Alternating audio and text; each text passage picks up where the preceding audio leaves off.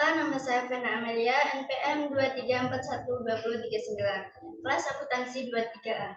Di sini saya akan menjelaskan tentang dasar prosedur pembukuan dan jurnal. Berikut dasar-dasar prosedur pembukuan dan jurnal. Dasar-dasar prosedur pembukuan memiliki kategori data yang dibutuhkan untuk menyusun raca dan laporan rugi laba. Suatu sistem akuntansi harus dapat yang menghasilkan 5 kategori informasi, yaitu aktiva, kewajiban, modal, pendapatan, biaya. Modal pada tanggal neraca dipengaruhi oleh pertama saldo awal modal, kedua tambahan modal bersih, tambahan modal setelah dikurangi price, ketiga laba bersih untuk periode yang bersangkutan pendapatan dikuranginya. Dengan demikian, persamaan akuntansi nampak sebagai berikut. Aktiva sama dengan kewajiban ditambah modal. Modal memiliki beberapa, yaitu modal awal, tambahan modal, price, pendapatan, dan biaya. Jurnal dan posting. Jurnal adalah alat untuk mencatat transaksi perusahaan yang dilakukan secara kronologis berdasarkan urut waktu kejadiannya dengan menunjukkan rekening yang harus didebit dan kredit beserta jumlah rupiahnya masing-masing.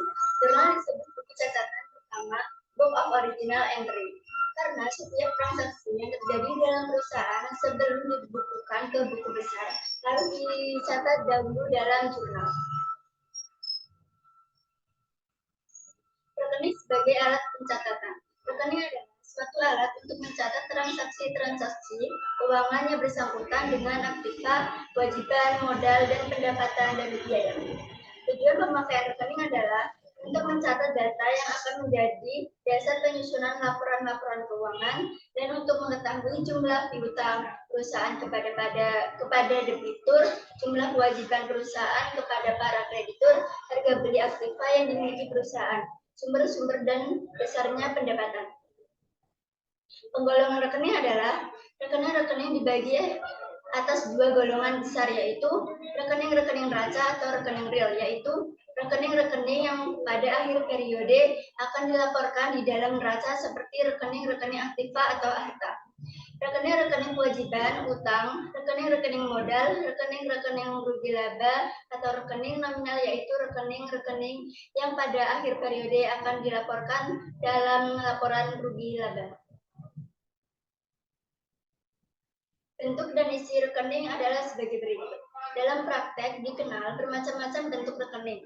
Namun yang paling umum, rekening berbentuk T.